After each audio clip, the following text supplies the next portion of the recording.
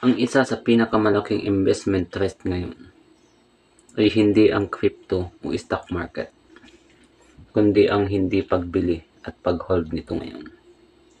Opo, tama ang narinig. Hindi risky ang pag-invest sa cryptocurrency o stock market, kundi ang hindi pagbili at pag-hold nito ang mas delikado. Dahil ang hindi paghawak ng kaunting cryptocurrency asset ngayon o pagbili ng mga bank shares sa stock market ay parang pagsasara ng pinto sa isang malaking oportunidad sa nalalapit na financial revolution. Kaya ang hindi pag-invest sa crypto ngayon, gaya ng Bitcoin, Dogecoin, XRP, XDC, Maker at iba pa, ay isang irrational investment strategy. Dahil ang cryptocurrency ang pinakamalaking mga asset sa mga susunod na taon. Ngunit may kaunti po tayong paalala sa mga nais mag-hold ng cryptocurrency. Una, do your own research and always find the global economic trend before buying any cryptocurrency or stocks. Second,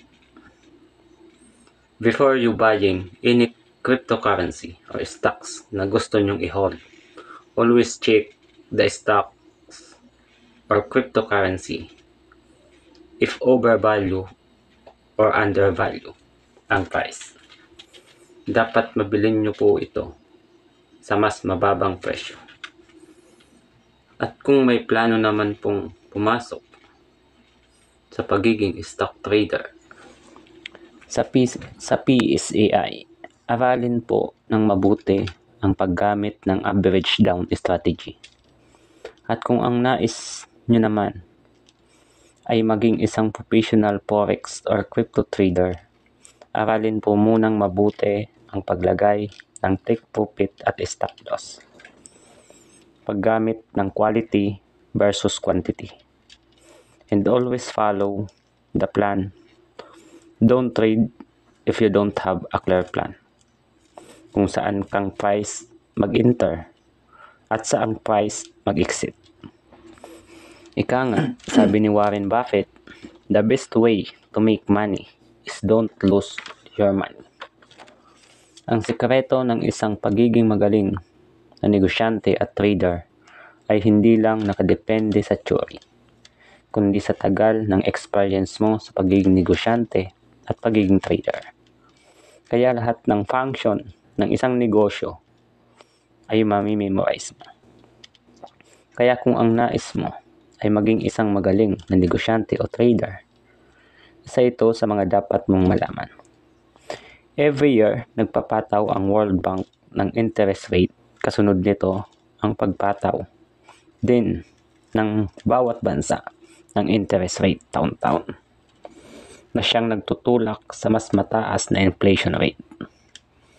Now, sa tuwing pagpasok ng month na September to November to December, masigla ang ekonomiya sa buong mundo. At pagpasok naman ng January to August, pabagsak ang ekonomiya. Lahat ng presyo ng stocks sa stock market ay pababa. Kung umakyat man, ay bahagya lamang. Ngunit ang trend line ay naka-downtrend pa rin. Ganon din sa mga produkto. Kaya dito na papasok ang oversupply, ngunit mababa ang demand.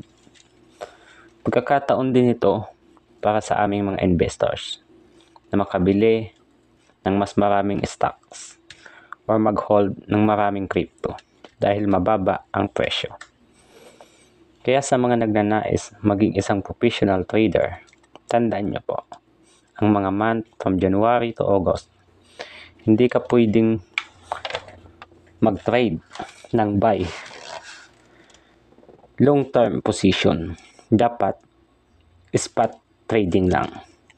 Kung magte-trade ka ng buy dahil against the current yan, dahil naka-downtrend ang trend line, At sa month naman ng September to December, hindi ka rin dapat mag-sell long-term position dahil naka-uptrend po ang market niyan.